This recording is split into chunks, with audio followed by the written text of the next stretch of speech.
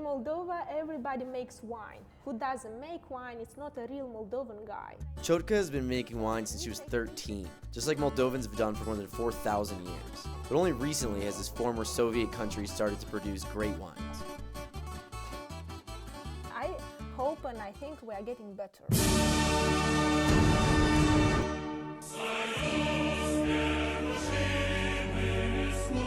For decades, the USSR treated Moldova as its personal vineyard, at one point making the tiny nation the 7th largest wine producer on Earth. And since Soviet rule, the state-run Molesti Mici winery has housed the world's largest wine collection. About 65 million liters in a 200-kilometer limestone cave system that you can drive through. Traffic light in a wine cellar, that's a first for me. We had a kind of prohibition.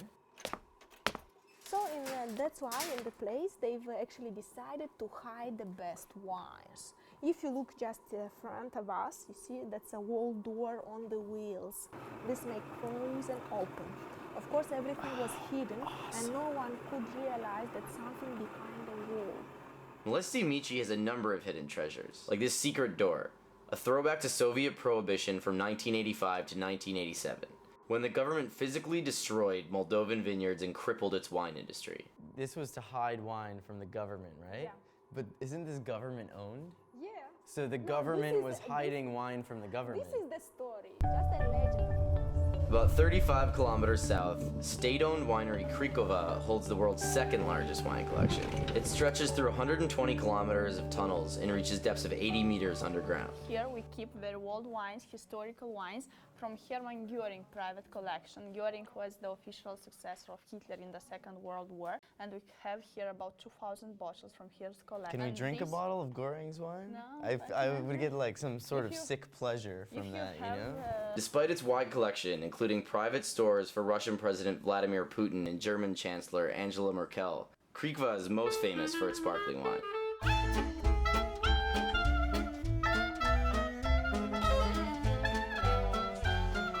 Krikova is the unique wine enterprise in Moldova, which produces sparkling wine by traditional method champenoise. We call it sparkling wine in English, but spumant in Romanian. Spumant. Spumant, Okay.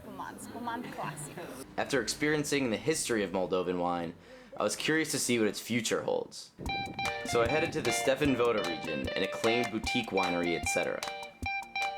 As I said, we have wine country, but we forgot about our wines, local indigenous varieties. Etc. is only the second winery to reintroduce Fetasca Negra, a local variety that disappeared from the Moldovan landscape during Soviet control. Well, this is something, I would say, between Cabernet Sauvignon and Merlot. I don't know, to be honest, I don't know how it's supposed to be, because I never tried the perfect Fetasca Negra, which I would love. A Russian ban on Moldovan wine in 2006 forced Moldovan wineries like etc. to start making better wines for European tastes. Now things completely changed. With a new embargo from Russia in 2013, Moldovan wine continues to expand its reach. But only those willing to make the journey to Moldova will discover the secrets of the world's most unique wine destination.